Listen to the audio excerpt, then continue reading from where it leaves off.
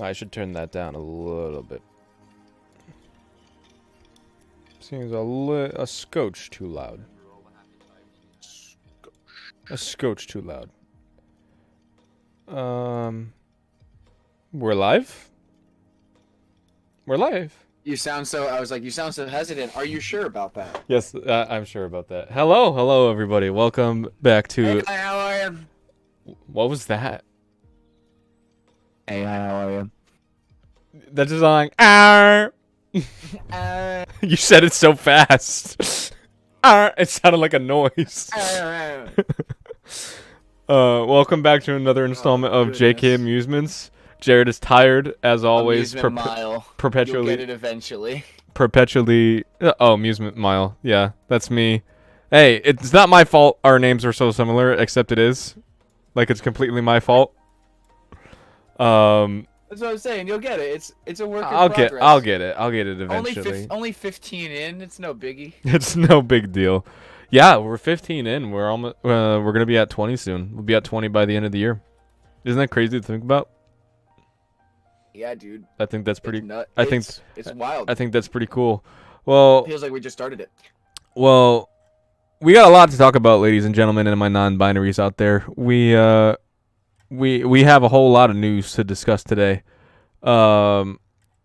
First up, what I want to talk about, I know it's the last bit of tech news in the doc, but I want to talk about the headline topic, which is Facebook's massive sort of fumble. I'm gonna call it, to put it lightly. So you remember how a few weeks ago we talked about the documents that were leaked from Facebook's own internal investigations that determined that Instagram was bad for kids? Harmful to kids, particularly around 1/3 of teenage girls. About 33% of teenage girls who said that they used Instagram said that they felt worse about themselves after using it, which is not good. And it's even worse that Facebook's own internal investigation determined those results, and yet they hid it. I don't know if they hid it. Well, they didn't make it publicly known after they weren't the survey, like the research, and instead opted to promote it for kids more. Exactly. Like they made it very clear that they were not interested in protecting children or protecting kids' mental health. They're just interested in their own bottom line and protecting their public reputation, which is jaded at best. So we talked about that. We talked about all the leaked documents from that. But this past week, there was a former Facebook employee, Frances Haugen. I don't know how you say her last name, but she's a former Facebook staff member. She apparently, while working at Facebook, was collecting thousands of internal documents. And this past week, she appeared before a Senate subcommittee to sort of like present all the documents that she collected over these years that she worked for Facebook, and sort of show how the algorithm is harmful to kids and confirm the sort of corroborate the investigation. And she sort of pleaded with Congress and with senators to urge them to take action against Facebook for this, particularly with Instagram and with Facebook in general, because the algorithm on Instagram and Facebook favors the whatever topic gets the most engagement, and it'll push it to the top of your feed. Right. Whatever is the most popular is going to get pushed to the top. Right, And typically, what's the most popular is, like historically with Facebook, it is stuff that is sort of promoting hate speech and promoting very like harmful misinformation sort of things on Facebook in particular. Instagram, it's more along the lines of things that would lead teenagers to feel worse about themselves. Like I believe Senator Richard Blumenthal and a few other senators created a Finsta account where they sort of tested this theory, and the first pages they followed were sort of like dieting pages and fitness pages, and within like a few hours, they refreshed the feed, and they were getting results that promoted eating disorders, which is yikes. That's the first day they created the account, and Did you that's say 6 hours? within a few hours. I don't know the exact number, but it was the same day. Either way, it's not good. It's not good at all. Yeah.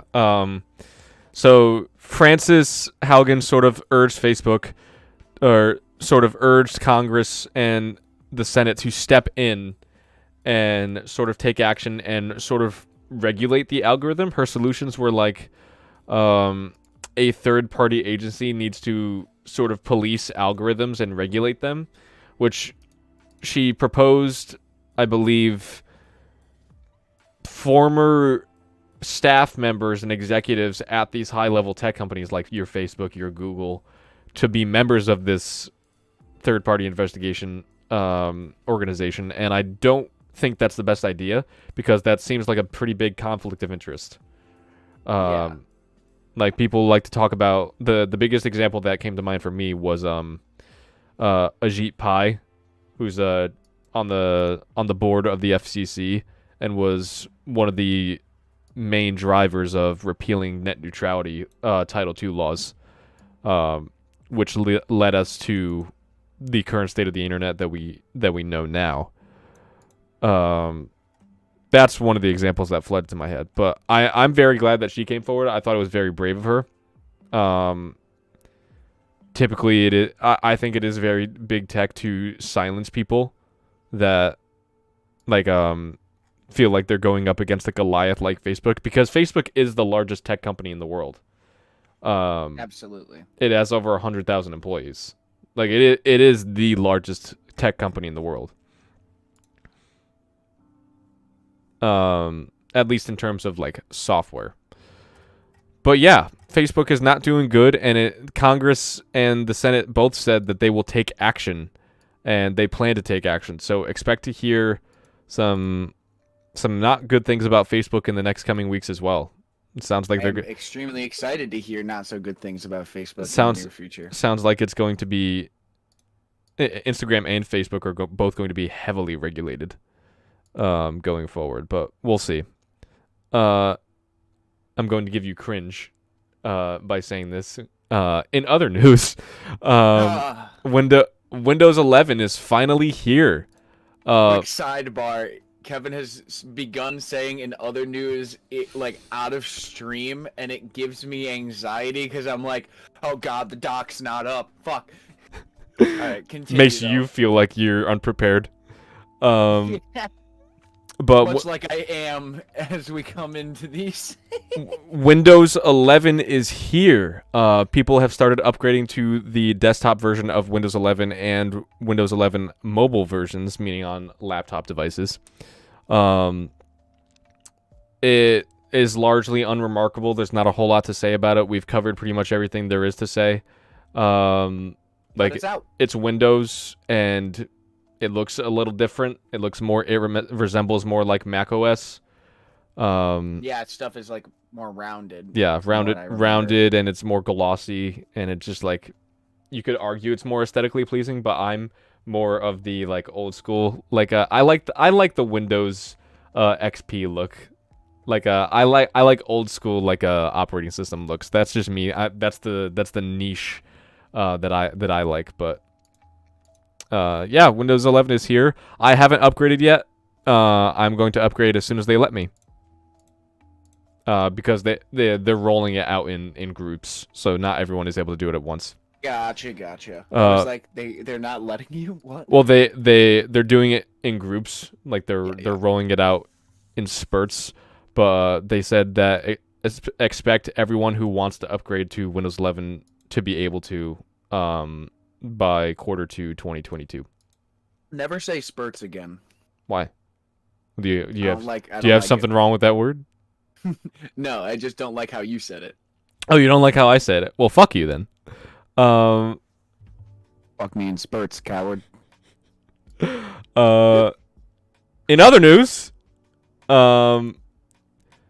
we have Leave the call. We have leaked renders of Intel's upcoming Alchemist GPUs. A leaked render of one of their SKUs seems to have popped up on the interwebs, and I'm going to post a link in the chat so you guys could go take a look at it for yourself. Oh, I have to sign into chat? What the fuck? Hold on. Okay. Cancel. Okay. Wait, hold on. I can, if I just drop if I just drop this link, is it the link that's in the doc? No, it's a different one. Okay. Hold on. Oh, I've been holding the wrong thing. That explains it. Because I'm signed into chat right now. Hold on, I got it. I'm pasting a different link. One that shows the image more clearly. Gotcha.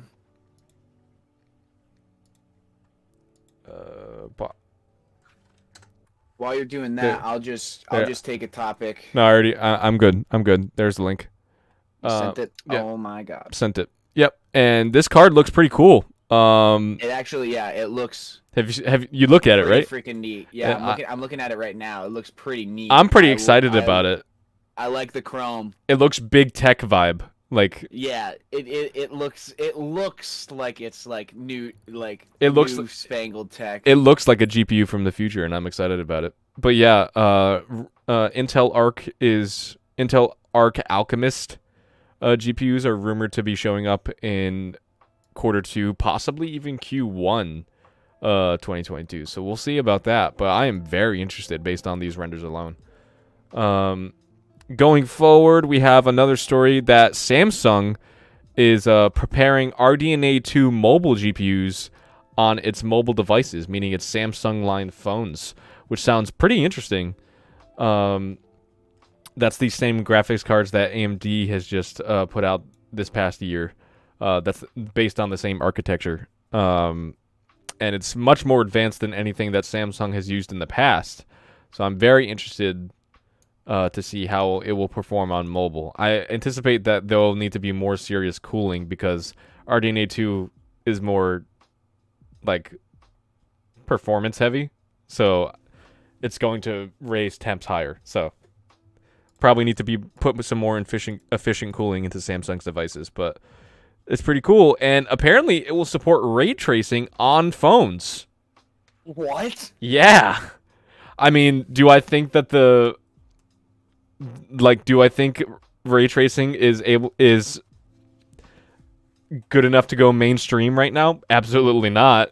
Is it cool that it is possibly going to? Yeah, I think it's cool. So that's so nutty. More news related to Facebook. There was a massive outage of Facebook's DNS servers, and Facebook, Instagram, WhatsApp, and Facebook Messenger were all down for 6 hours. Apparently, this was because one of Facebook's software engineers was in the middle of deploying an update, and in the update, they accidentally left in a bad corrupted line of code that just didn't implement properly and sort of fucked up their DNS servers, so that when you went to Facebook.com or Instagram.com or anything like that, the DNS server that your ISP connects you to just didn't know where to send you. And it was like, oh, this page couldn't be reached. Error 404 could not be found. So Facebook and all of its services just disappeared from the world for 6 hours. And we knew peace. Yeah, I was at work, and usually I'm one to scroll through Facebook at work, but I was playing a Color by Number app on my phone. So Color by Number. Oh my goodness. It's called Happy Color. Plug. It's called Happy Color. Honestly, dude, you would like it. It's got a whole tab of Marvel ones. Oh, really? Yeah, it's pretty sweet. That sounds pretty cool, actually. Yeah, but this has been a rough week for Facebook. I would not want to be Mark Zuckerberg right now, and it sounds like they're gonna it sounds like the Senate subcommittee that Frances Haugen presented herself towards. It sounds like they're gonna personally subpoena Mark Zuckerberg, because he has been trying to avoid the situation so far. But I think a subpoena is in his future. In other news, I was like, you're putting in an effort. I appreciate it. I am trying. And then you backtracked and doubled down. I am furious. I backed down because I didn't like the sound of it. Global Foundries, which is one of the largest chip manufacturers in the world, manufacturing things like semiconductors, they're in the process of filing for an initial public offering, an IPO. What this means is they're planning to take their company public and to be able to trade openly on the stock market now, which seems a bit late to the game if you ask me, because like or maybe they'll be on the upswing, because it seems like I don't know, it's hard to say, but because like semiconductors and the whole industry has been going gangbusters, and like so many people have invested heavily in chip manufacturing facilities, and it seems a little late to the game, but I think there's plenty of room to be had for some pretty cool things to be happening in the stock market where semiconductors are concerned. So I think that's pretty interesting. This is pretty cool. Dutch company ASML, not ASMR, ASML, is another chip manufacturer, and they're saying that Moore's law, which is the Moore's law is the principle that chip efficiency and hardware efficiency in terms of CPU circuits and overall semiconductor circuits will improve year over year by 50 to 100%. That is Moore's law. It's a pretty cool name for a pretty nerdy concept. They're saying that Moore's law is still present in their chip manufacturing, and they are moving to sub-nanometer manufacturing, so smaller than nanometer. Which, what would that be at that point? Micrometer? I think micrometers. What is smaller than a smaller than a nano? Smellier than a nanometer.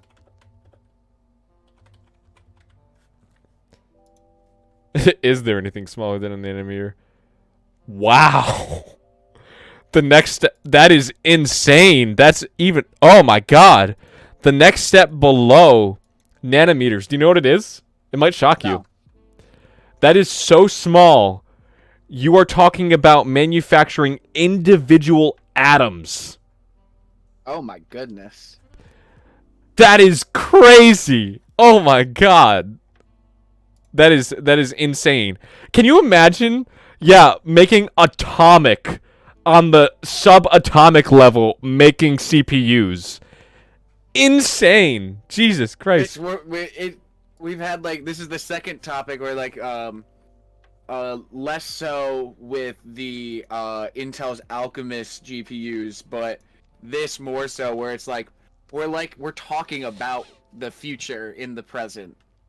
The reason that's not even the best part of that, like they're moving to sub-nanometer, meaning atomic level transistor processing, but they're also saying that they're on their chips, because they're going to be so small, they will be able to utilize up to 300 billion transistors on a single chip by 2030. Jesus Christ. The tech industry just moves so fast, and it makes me so happy. Like, constant innovation, and I'm so happy to be a part of it. I think that's really cool, though. Atomic. I didn't think I would be alive to see atomic level, on the atomic architecture level, manufacturing chips. Like, that's insane. That's fucking huge. And big news. In related news, anyone who has a Twitch account, please change your password as soon as you can, because Twitch's source code got leaked on 4chan of all places. No, of all places, I would have expected it to surface on 4chan if it was to surface. That's fair. Yeah, so it got leaked. Do you have the list of all of the things that people got a hold of? I don't have the conclusive list because allegedly in the initial leak the hackers labeled it as Massive Twitch Leak Part 1. Part 1. That's what they claimed it was. So Jesus. I do not think that this is the last we've seen of that. Oh, did my camera freeze? Yeah, I was about to say your camera froze. Initial reportings said that the files that had been stolen essentially were mobile, desktop, and console Twitch clients, various proprietary SDKs, and internal AWS services used by Twitch, every other property that Twitch owns, including IGDB and CurseForge. Yeah, this was like everything that Twitch owns. An unreleased Steam competitor from Amazon Game Studios, which is another interesting, like, oh, that I guess that was a thing, but it's unfortunate that we found out this way. I don't think so. Any opportunity to like take a dunk on Amazon, I will do. Jeez. Twitch SOC internal red teaming tools, and the kicker, the worst of it all, they got a hold of creator payouts from 2019 until now. That is not as bad as I thought it was. Apparently, it is just the amount that the creators received. It's not the actual payment information that they got access to. Okay, good. Because when we were initially talking about this, it was essentially like our takeaway from it was that like streamers' livelihoods were just stolen. No, it appears that they just have access to it was just a data dump of like how much money they received. Like it's essentially they got the receipts. It made people angry for some reason. Like they were bashing people like Critical and XQC for like being successful because they saw how much money they earned in subs and in subs per month and ad revenue per month. And I was like, why are you going to hate on them for being successful? Like they didn't do anything to you. Like people chose to give them that money.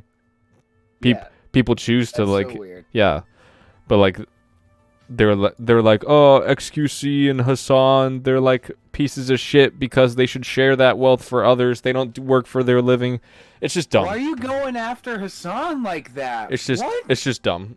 It's just dumb. He doesn't deserve that. I fucking love Hassan. It's just dumb. But yeah, change your Twitch password if you haven't already. They actually Twitch themselves have reset all stream keys. For Twitch, so I have to reconfigure mine. And in more CPU related news, Pat Gelsinger, CEO of Intel, has shot some shade over at AMD, saying that AMD's lead over Intel is over. Claiming that Alder Lake is going to be the true Goliath to AMD's underdog. AMD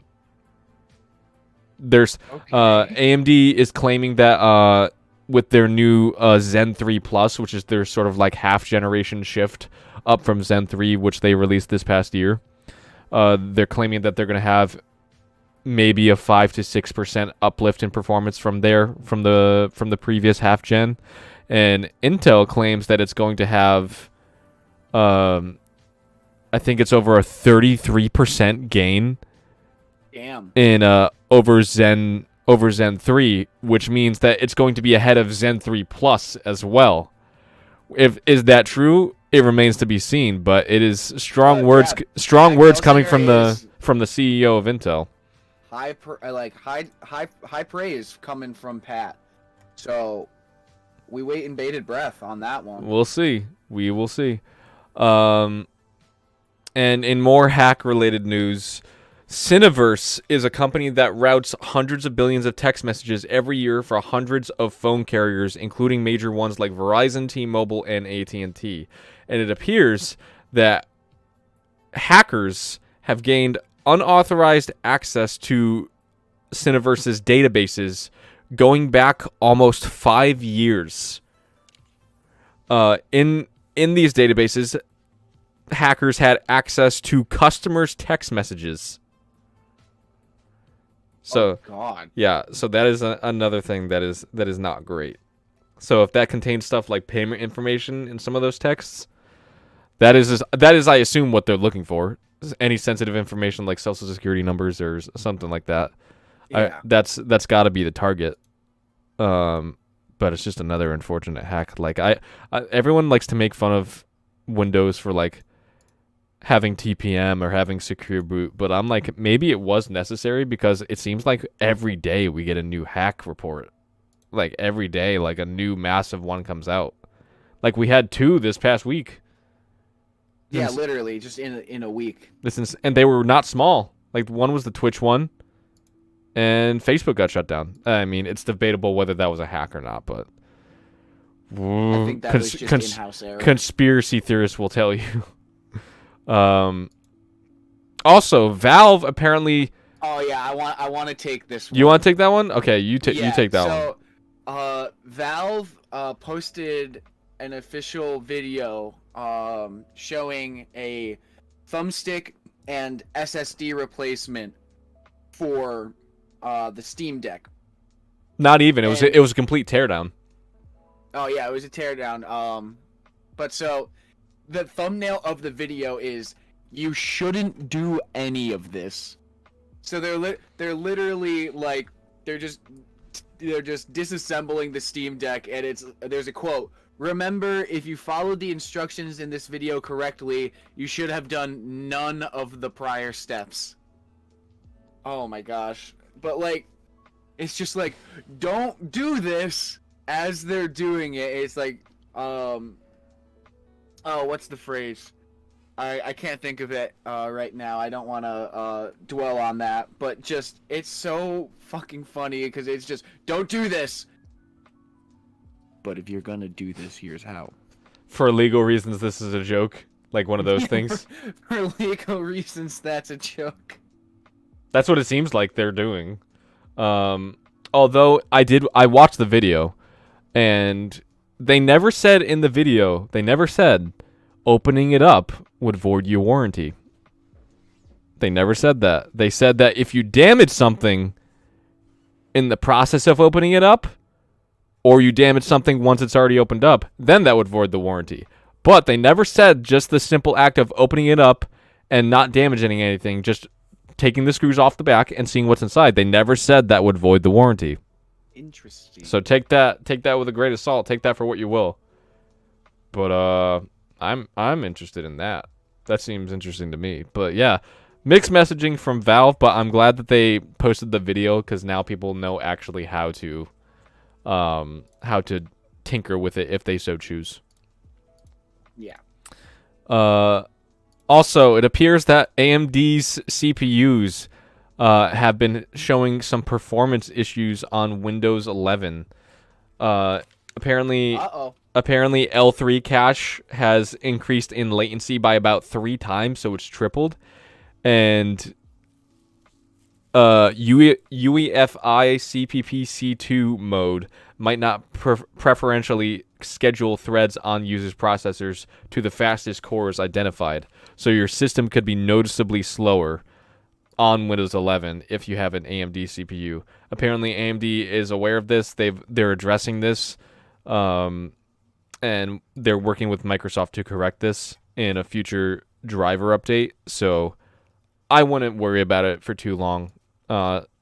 Serious stuff like this usually gets addressed pretty quickly, so I wouldn't worry about it too long. But in the meantime, if you aren't on Windows 11 and you have an AMD processor, maybe wait a little bit. All right, let's get through these last 3. I'm excited for gaming. All right. TSMC accuses, well, not accuses. I said they're indicating that their board partners, meaning AMD, Intel, and Nvidia, might be hoarding some of the semiconductor supply that they have given them. I don't know if they have any evidence of this, because this is This is yeah, they didn't present any evidence on this. They just claimed that there are people definitely accumulating chips. Who knows where in the supply chain? They didn't present any evidence on that, but I mean, if I don't know, that's it's kind of out of nowhere. That's a dicey territory I don't want to get into myself. All right, let's move on. We'll put a bookmark on that one. See what comes of that. Also, Samsung appears to be the first facility, the first chip manufacturing facility, the first fabrication centers to be doing 2 nanometer processes by 2025. Okay. And I'm really interested in that. We know that Apple is the first to move to 5 nanometer, and AMD we know had plans for 3 nanometer. We had Samsung. We never heard of going to 2 nanometer yet, which is very interesting. Because again, once we get down to below nanometers, we have to go to atomic level, which you can only have decimals in nanometers so much. Like, you can only go so far to like 0.01 nanometers before you're like, okay, we get it. We're past nanometers at this point. I think that's interesting. I think like eventually, are we gonna get to the point where like are we gonna reach a total standstill where like computing can't reach a better point, like in terms of hardware, without the ease of quantum computing? Like, are we approaching the limits of what standard computing can do? I'm asking you. I don't know. I don't know these things. I don't know. That's just fruit for thought for all the tech bros out there and the tech women and non-binaries as well. All right, take it away with gaming. All right, I'm gonna start at number 4. Okay. So we've got a trailer for a new game called Choo Choo Charles. Did you hear about this, or was the doc the first time you heard about it? Oh no, I've been hearing so much about Choo Choo Charles, and I am so excited for it. We should have talked about it in our video on horror games. We should have gave it an honorable mention. Speaking of honorable mentions that we didn't even think to cover, the BioShock series. That's not really horror, though. I don't consider that horror. The first one is scary, dude. I mean, that's more of if you want to get into that, I feel like that's more of the Subnautica horror. Like, it's not horror isn't the goal, but it is like a thing that happens. Like, yeah, no, that's what I was saying. Like, that should have been another honorable mention. But so I'm gonna give you I'm gonna give chat a rundown of what Choo Choo Charles is. The first line of the Steam description for Choo Choo Charles is, Charles is a bloodthirsty train, and you need to destroy him. I'm so scared. That pretty much sums it up. The premise of the game is you play as a character navigating an island terrorized by a sentient, clown-faced spider train named Charles, whose favorite pastime is eating the flesh of people. I hate it. Charles looks terrifying. Yeah, like I don't know if you've seen them, but there's like these videos of like, you know, like SFM videos where Thomas the Tank Engine becomes this like giant spider robot. I've seen it. I've seen the this looks like it was spawned from the someone had the idea for this game. Oh, I can almost guarantee that. Yeah. At your disposal in the game, you pilot, or I guess you pilot a small yellow train engine. Comes equipped with customizable stats, armor like mounted machine guns, etc. But yeah, you collect scrap throughout the game, and you're trying to upgrade your train to kill Charles. This game looks fucking nutty. I am so excited to play it. Do we have a release date? I'm not sure if I thought it was. Right, it's supposed to release sometime early next year. I thought it was in early access on Steam already. If it's in early access, I am definitely going to look into it to play this month just for fun, because it's. I know it's not in early If, access. I just checked it out on Steam. yeah, No, but you can add it to your wish list at this point. it's I planned. believe. It's planned for Q1 release Yeah. for next year. Yeah. Unfortunate that we won't have it this month to play because that would be such a great time. Maybe But maybe revisit it in next October. yeah, I'm definitely gonna at least play it when it comes out. It seems Because this is so my scary. This is my niche. Seems so scary. Yeah, no, it looks horrifying. Like Charles is actually terrifying. Like it's not like a And the way he like the way he a moves, budget game. the way he put a moves, lot of work into making this a genuinely scary installment. the way he moves is the worst part. Yeah, it's Spider. Little scuttling. Ugh, but big scuttling because he's giant. I hate it. I hate it so much. All right, moving on. So, moving on. Yeah, I can tell you're not excited to play it, but I'm extremely excited. No, I'm excited. I'm excited to play it. I just don't like looking at his face, and I like even less watching him move. Oh, good. You'll be able to kill him in the game. So. Oh, good. This is gonna be another Dead Space situation. You know that, right? Yes.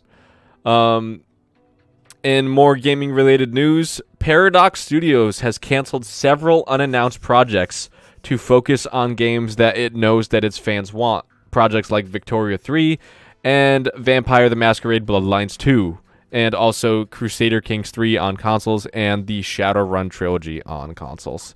It's also working on many new DLCs for these properties as well. I think that's good on them. There's something to be said about spreading yourself too thin and, spreading your focus across many different things and then they don't turn out as well. I think it is a very big quality over quantity sort of situation. So props to them for doing that. Also, Konami, it appears, is playing nice with indie developers, which is a sentence that I didn't think I would be able to say in 2021. We love to hear it. We love, the sentence brings me joy. Yeah, Konami is reportedly inviting indie developers to make some of its new games based on classic series that it owns, including Gradius, Ganbare Goman, and more. So that seems pretty interesting. Does this mean that they're gonna make it? Does it mean that they're gonna make the IP available for Castlevania, Metal Gear, and Silent Hill? I don't think we should go that far, but it's an inspiring message. It's a good one. Yeah. Also, Ilphonic Games, which Ilphonic, if I'm correct, is the developer behind the Friday the 13th game. They are making a new Ghostbusters game. Oh, heck yeah. Yeah, that seems pretty cool, right? Do we have it? Was it just like an announcement that it's coming, or? Yeah, it was just like a leaked report that they're apparently working on a new Ghostbusters game. Do you think it might follow along lines with the new Ghostbusters movie coming out, Ghostbusters Afterlife? I have no idea, because there was a Ghostbusters game that came out in 2016 that very, and I mean very loosely tied in with the all-female remake. Very loosely, like a handful of world elements and nothing else. So it's hard to say. I wouldn't be able to make a definitive yes or no on that. But yeah, new Ghostbusters game is on the horizon. You should talk about this next one because Capcom is a company that's close to your heart. All right. Capcom has stated that it plans on making PC its main platform in the coming years. Capcom, being a more console-heavy studio, has shared that the success of its PC software has been driving global sales, and that they think PCs will be the next big thing after smartphones. recently stated that we will make the PC our main platform. At this year's Tokyo Game Show, we focused on exhibiting the PC version of Monster Hunter Rise, and I think people will be able to experience the change in our approach. This is coming from... I saw that, and I was like, damn it, I have to sell my copy of Monster Hunter Rise for the Switch, because I want it on PC. This is all from Capcom's COO, Haruhiro Sugimoto. Crushed it. He also revealed that this shift of focus towards PC is in response to the increase in digital sales of legacy titles like Resident Evil 7, which just recently, we were talking about it before stream, was the first Resident Evil game to sell 10 million copies, or was it ship 10 million copies? It's either. They mean the same thing in that context. Okay. But it's now Resident Evil 7, surprisingly to me, was the most is now the most successful Resident Evil title. Yeah, the most popular Resident Evil game of all time. Even beating out the first one, like all the way back when, which is crazy. Yeah, this is super cool. I'm really excited to see what Capcom will do. Give us insane, graphically challenging games. Give us Resident Evil 9 is going to be glorious. I want a new Crysis. I want a graphics card killer. I want a Cyberpunk 2077, but good. I still have to finish that, by the way, and I do plan to. I've yet to pick it up. It's if you haven't played The Witcher 3, you're not gonna like Cyberpunk 2077. Is it a direct continuation? No, but like it's very much like I've played all the Witcher games, so like I just know what CDPR likes to do as a developer. And it's like, okay, like I see the different choices they made in Cyberpunk 2077, and it's like, if you didn't like if you haven't played The Witcher 3, then I wouldn't suggest playing Cyberpunk 2077. I would play The Witcher 3 first for multiple reasons. All right, you take this next one, and then I'm gonna go off. All right, wait, go off on. Oh, I see that. I see the one after that is all right. So apparently, Sony has begun rolling out a feature where it's testing free game trials for PS5 games. Supposedly, you go into the PS5 store, and from there, for select games, you can select download trial to your console, or add to library from the web, and it will download a trial version. So I think that's pretty cool. It's sort of like we forgot the old age of demo discs for games. And it's like, these are just digital demos now, and they've been a thing for a year. But like, I don't know why they're calling them trials, because wouldn't it be a demo? Oh no, the difference is here. I forgot to clarify. The difference is that the trial period is playing the game. It's not like a demo is like a curated parts of the game that the developer wants you to see. For this trial that Sony is testing with PS5 games, an example, you play it from start. Demo that came out. You play it from the beginning for a set amount of hours, and when your hours are up, the game cuts off and it kicks you back to the home screen.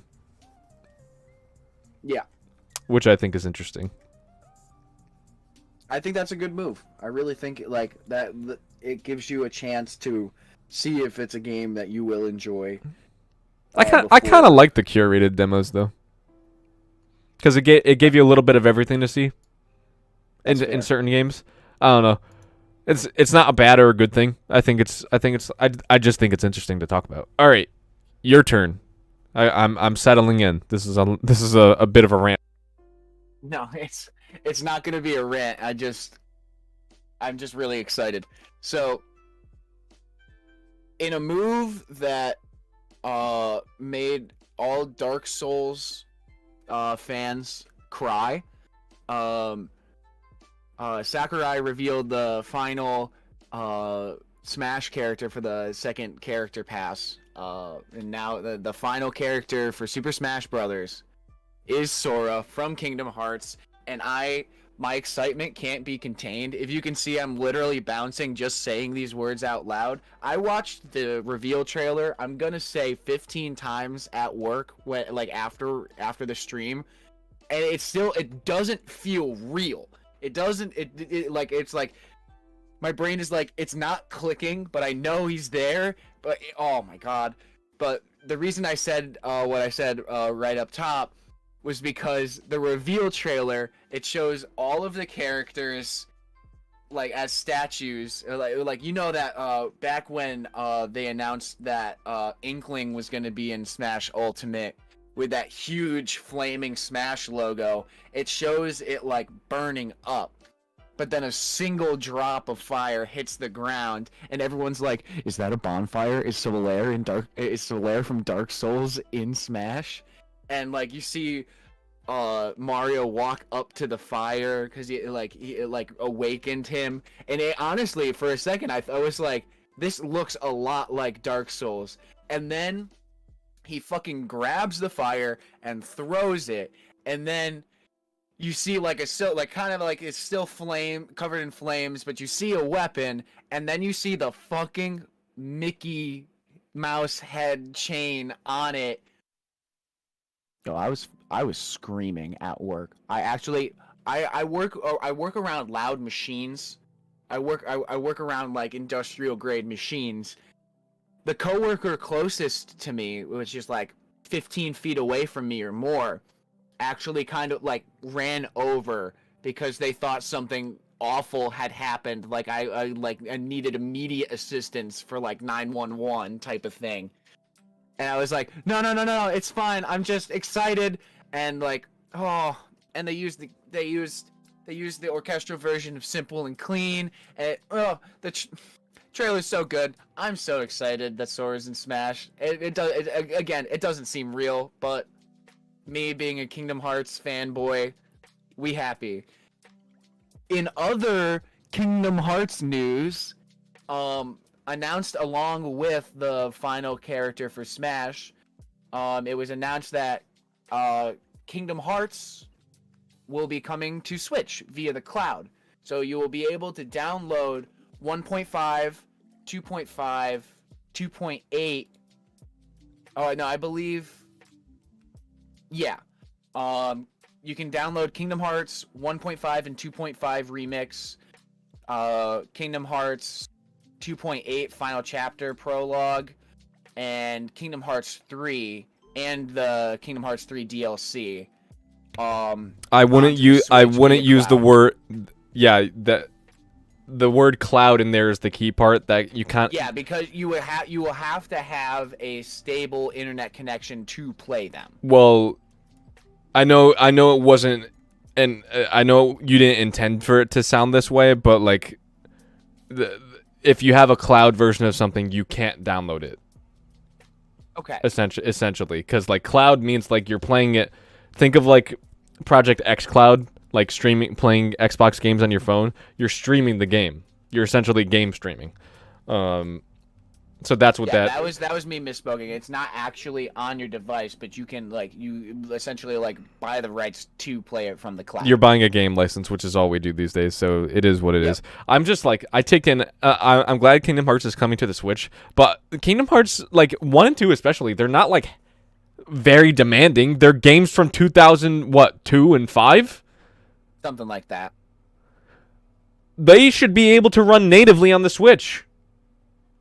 I feel like this is just the first move. I feel like eventually, we'll probably get physical copies of this game. I don't think you will. I really don't. That would shock me if Nintendo did that. I don't see a native version of Kingdom Hearts 3 ever coming to the Switch. Ever. Yeah, that one's a stretch. Ever. But 1 and 2, maybe. But I really don't think so. I really think it's just going to be cloud. I don't know why Nintendo chose to do it. I think the hardware in the Switch can definitely run 1 and 2 natively. This is just a misfire on their part. It's a massive missed opportunity.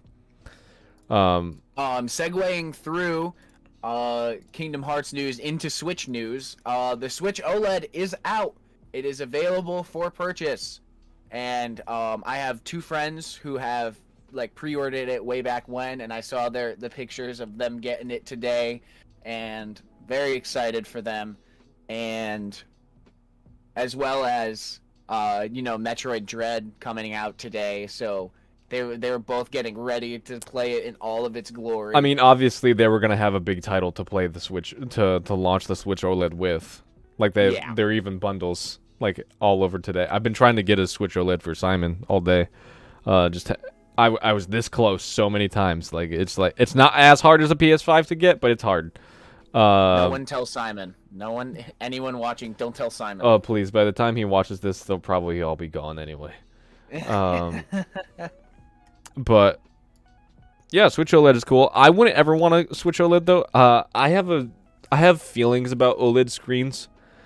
Because OLEDs are sort of like they're organic pixels. And what that means is they need to like they're organic light emitting diodes. And what that means is that's what the LED in LED stands for. Light emitting diode. Gotcha.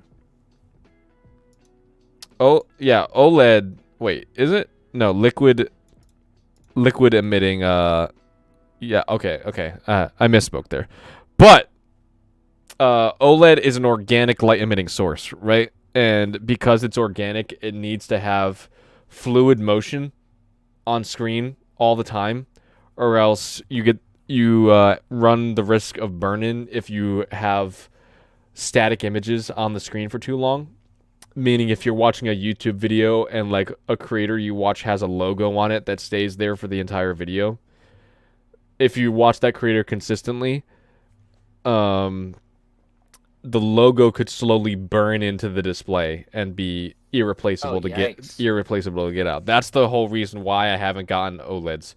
They are superior in terms of image quality, but the risk of ruining my TV because I know I would do something stupid like that, it's just too great. It's just too great for me to want to do it. So yeah, but Switch OLED, it's out. If you don't have a Switch, I recommend picking it up. Hell yeah. Also, I'm excited about this.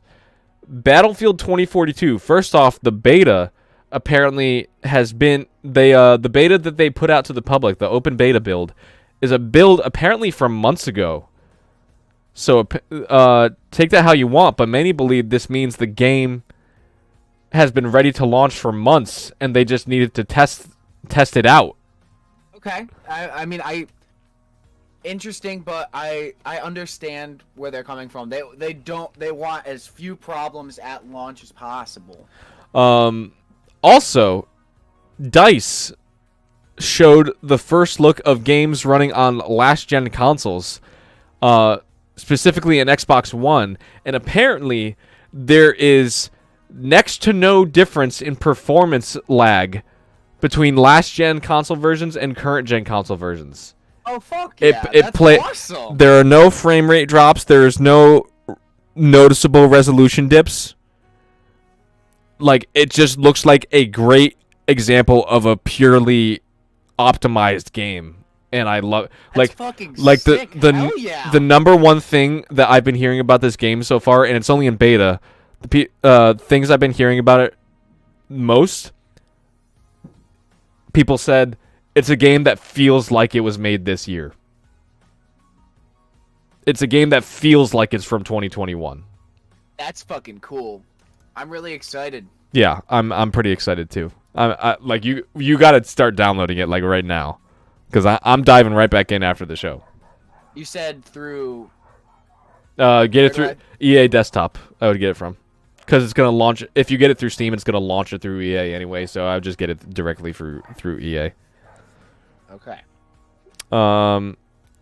Also, War Thunder, the tank online free to play game, has apparently had some classified documents leaked onto the forums.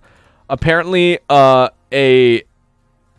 War Thunder fan leaked classified military documents about tank specifications to win an argument about tanks. And this apparently, the most hilarious part This is not the first time this War Thunder player has done this. This is the second time they've done this. I'm not going to call out the War Thunder player directly because I don't want them to get doxxed or whatever. But, like, geez, dude, I think you're taking the game a little too seriously. Oh my God. You're leaking classified government documents onto the War Thunder forums. Oh, my goodness. Jesus. That is aggressive. That is, that like a... I don't know if to call that petty or like motivated or what, but it's something. Also, Xbox. I forgot to mention this year in the plethora of news that we've been going over this year, but apparently this is Xbox's 20th anniversary this year. And to celebrate, Xbox has released a 20th anniversary see-through controller, and it looks pretty nice. I'm gonna post the link to it in the chat.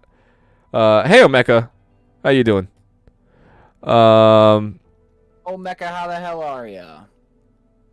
Yeah, I'm gonna post the link to the controller in the chat, but like it looks pretty cool. It resembles the Switch Pro controller, I think. The notable differences being the back. But the front. I see what you're saying, where it resembles the Pro controller.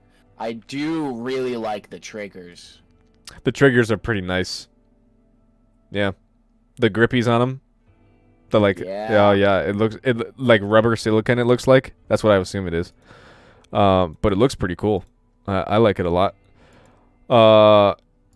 In more developer-related news, Eidos Montreal, which is a Square Enix developer, Eidos has been the game developer currently working on Guardians of the Galaxy. They developed Deus Ex, all the Deus Ex games. What was it? They also developed something else. I can't think of it right now. But apparently Eidos has shipped... Oh, Marvel's Avengers. I think they were behind as well. Eidos has adopted a 4-day work week for all of its employees. It is shifting from a 40-hour 5-day work week schedule to a 32-hour 4-week schedule, which I think is pretty cool. And I think this may be a hot take for some people. I think that 4-day work weeks are the future. Absolutely. I have a 4-day work week, and it's incredible. I think more and more big companies like this, and Eidos Montreal is the first AAA game studio to adopt this schedule, which I think is a big move, because we've seen this sort of thing in indie studios before, but like this is the first big studio that's actually done it. And I think it bodes well for the future of employers everywhere, because there is a correlation between how long someone works and how productive they are, and you could see that like there are statistics saying that like the longer someone works somewhere, the less work they cumulatively get done, and you're at a severe point of diminishing returns. Saying something like only like 2/5 of the time are people actually getting work done, or for like 5 hours of like clock time that an employee puts in, only 2 hours are spent getting actual work done, or something like that. On average. And there are multiple studies that corroborate the same thing that I'm saying. But I am very proud of Eidos Montreal for doing that. I think it's a good idea for their employees and the future of employment everywhere. And last in gaming news, it's here. It finally is officially announced. The GTA Trilogy Definitive Edition, which includes remastered versions of GTA San Andreas, GTA 3, and GTA Vice City. These games will be released for PS5, PS4, Xbox Series X and S, Xbox One, Nintendo Switch, and PC via Rockstar Games Launcher later this year. That's the quote from Rockstar. Mobile ports will follow sometime in 2022. So it seems like these games are coming to everywhere. Oh yeah. They plan to launch them on mobile in the first half of 2022, but we'll see what happens with that. because apparently they had to fucking delay GTA 5 remastered, even though they have it already. I don't understand. But whatever. But yeah. I think I'll be picking these up because I think these are remasters worth picking up, especially if it's like 3 games for the price of 1. Like I'd pick that up. I haven't decided yet if I'm going to play these on PS5s or PC. I'm leaning towards PS5 just because with the exception of GTA 5, GTA games, in my opinion, don't run as well on PC as opposed to console, and I think that has to do with more so the player they're made in mind for. So that's that whole thing. All right. Let's talk about the Naruto-Boruto controversy in the anime community. Before we get to that, I just want to do the one quick little thing where, like, because I want to end with that. So there was news this past week that an 18-year-old saved a 70-year-old woman from a fire, and they accredited their response and like their calm response and quick thinking to a firefighter anime that they were watching. They didn't specify what it was, but I'm almost like, even the article from Anime News Network is pretty convinced that it's Fire Force, which is really cool because Fire Force is sick and it's actually saving lives. That was just a quick little thing. All right, Kevin. Oh, if you would. Okay, I have the floor. Yes. Okay, so there's this big controversy going on right now that I just feel we needed to talk about, or I wanted to talk about with you. I know we talked about it already. With Naruto Boruto fans getting very overzealous, stating that Naruto has been, Boruto in particular, has been carrying 2021 in terms of the quality of its anime, and no other anime. They mentioned the community. I've seen many people in the community mention Jujutsu Kaisen, My Hero Academia, Attack on Titan, and One Piece by name, saying that none of those anime even come close to the quality of Naruto Boruto, which is subjective at best, and they're claiming that it's objective fact. And those are easily debunked claims. But it's the fact that Boruto fans will harshly defend anyone who tries to refute otherwise. And this is primarily taking place on TikTok from where I've seen it. I've seen little reports of it happening on YouTube as well, but TikTok seems to be the biggest place for it. Twitter as well, but Twitter is like home to controversy, so there's a whole thing with that. But there's this... I wish people would stop being so violently tribalistic towards things they like. Absolutely. Because if you think about it, like, I would never make fun of someone for liking a particular thing. If you like a show, if you like a character, if you like a game, or you like a movie, I'm not going to take that away from you. And the other people that try to like say that, oh, well, the thing that I like is better than the thing you like, and that's just a fact, and you have to deal with it, and if you don't like it, then you're a fucking idiot. I take issue with that. And that's essentially the vibe that the Boruto fandom has been replaying over and over again. That's the rhetoric they've been repeating. And I brought that up with you because I know you are a curator of anime, and you watch many. I don't think I'm overstepping my words in saying that. Definitely not. I agree wholeheartedly where you're entitled, like, everyone has their own preferences and people will like things and not like things. And I readily admit that, which is why I don't push JoJo's Bizarre Adventure on people, because it is very unique. And you have to be a certain type of person to enjoy it. So I'm not just like shoving it down people's throats. I may have shoved it down your throat. I actually enjoy it, is the thing. See, yeah, but like, cause I knew you would. Just because I've known you for so long, and I'm like, this is right up, like, it's crazy, but it's right up your alley type of thing. Mm-hmm. But so, I don't know where I initially heard this turn of phrase, but I feel it's extremely applicable to this situation with all of these all the Boruto fans that are just like stomping around, like parading that it's the best, like objectively the best, and it's the truth. Other claims are like that single characters like Sasuke can solo all of Marvel. Like, it's come on. The phrase that in question is, you're entitled to your wrong opinion. Which that's one of my favorite things to say, especially for situations like these. Like, you can think that, and I can think that you're talking out of your ass.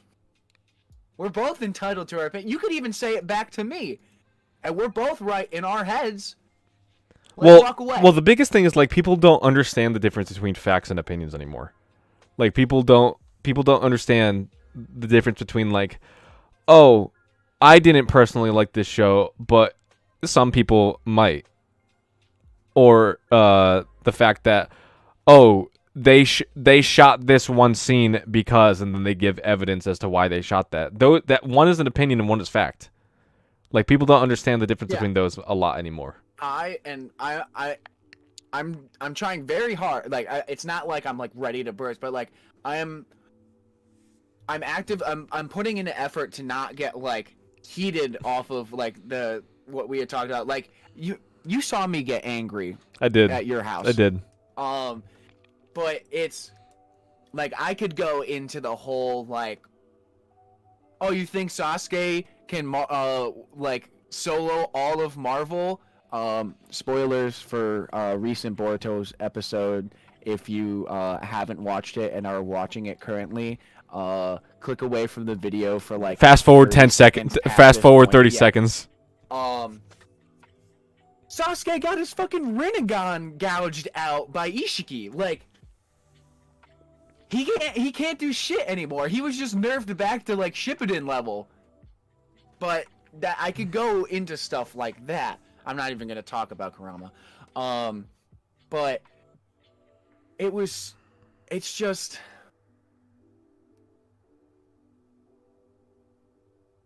okay, so Omeka, you don't like Attack on Titan. No, okay. No, he hates it. He hates it. You hate Attack on Titan. Okay. I personally really enjoy it. So we can agree to disagree. Yeah. And that's very civil. Like, that's the end of the conversation. Because I know you hate it, so I won't talk about it to you. But type of thing. But he's not saying you're a smooth-brained pleb for liking Attack on Titan. Yeah, exactly. But that's the exact vibe that's going on with Boruto right now. It's so bad. And like again, I can also pull the filler card where I could be like, okay, Boruto's anime is trash because there's less than 70 chapters out and there's what? Over 250 episodes or something? I don't know the Boruto episode count because I don't watch it because it is even more filler than Naruto Shippuden. But yeah. Oh yeah, Omeka, I read the chapter, cried like a baby. It was so bad. I'm going to get on TikTok and probably say something about that. So this is important because Kevin essentially gaslit me into it wasn't gaslighting you. It's just like I was so angry that like I made you angry. Yeah, no, but like I was angry for the same reasons. Like it was like you were angry and you were telling me the situation, and I was getting angry. What the funniest way I could describe it is you fanned the flames in me with gas. You gaslit me. I poured gasoline on the fire a bit. Yes, but the fire was already there. I didn't start shit. It was burning. It was always burning since the world's been turning. But You just made it bigger. But yeah, so I'm planning on getting on TikTok and working on anime TikTok, getting into the guts. Weeb talk they call it. Weeb talk. Good. Weeb talk. Yeah, but that seems to be all the news we have for you guys today. We're gonna get you guys out of here. We're gonna get. You're so mad. I know you're gonna. Where's my duct tape? We're gonna get you guys out of here with what to watch / play, and then we'll get to enjoying our weekend. So the first we have up, literally nobody that I know is talking about it. FIFA 22 is out. It's out for PS5, Xbox Series X and S, PS4, Xbox One, and PC. I'm sorry. I'm saying like I'm not trying to rag on you. Again, I would never take something away. Yeah, no, so this is the same thing. I would never take something away from you. I would never take something away from you that you like. However, if you own like the 2K sports games, if you own a significant amount of them, like if you own like 7+ of these games, I just want to know why. I just want to ask why. I personally I don't understand like there could very well be a difference because to me games, but I just don't see it. To me, it just looks like a slightly better looking game with different players each year. That's what it looks like to me. We also have Phoenix Point, which is out on PS4 and Xbox One. Alan Wake Remastered is out on PS5, Xbox Series X and S, PS4, Xbox One, and PC. And for you Game Pass subscribers, it is out on Game Pass as well. Mecha, what do you? Sure, shoot. We'll see what happens. Tread carefully. Yes, tread carefully. Hell Let Loose, which is a great indie World War II shooter, is out on PS5, Xbox Series X and S. Jet the Far Shore, not sure what that's about, is out on PS5 and PS4. Lego Marvel Superheroes has finally made its way to Switch. Nickelodeon All-Star Brawl is out. There were so many heavy hitters this week. Nickelodeon All-Star Brawl is out on PS5, Xbox Series X and S, PS4, Xbox One, Switch, and PC. Also, we have Super Monkey Ball Banana Mania is out for PS5, Xbox Series X and S, PS4, Xbox One, Switch, and PC. There were so many. There were so many this week, dude. Rip my wallet. I'm so fucking ready for Super Monkey Ball on the PS5. The Falconeer is out on Stadia. I mean, who cares about that? Art of Rally is out on PS5 and PS4. Far Cry 6. Oh, there's so many. Is out on PS5, Xbox Series X and S, PS4, Xbox One, Stadia, PC, and Mac. Gang Beasts is finally out on the Switch. Song in the Smoke, which is a VR title, is out on PSVR, Oculus Rift, and Oculus Quest.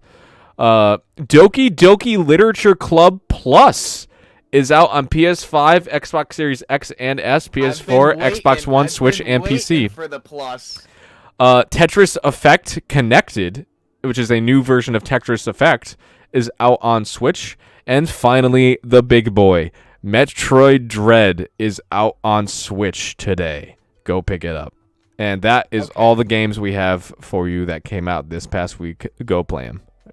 Before we get into movies, Omeka has brought in the difficult subject. Anime gatekeepers make me mad. Anime gatekeepers suck. Like, I've been very blessed with the friends that I have that also watch anime because they, like, more recently, my buddy got me into watching Bleach, like, in the last couple months, and he was like, it's like, in reference to anime gatekeepers, he's the complete opposite, where he's like, I'm so, like, fucking excited to talk to you about, like, the points that you get to and stuff. And just, especially if you get super into it, like, you're absorbing so much. And, like, you can make mistakes. Like, you like, say something wrong or something, and someone's like, did you just say such and such, instead of so-and-so? And and like laugh to themselves because they feel superior. It just, I hate it. It's like back when Avatar: The Last Airbender blew up again, like this, like last year or something. There were so when many it came out on Netflix.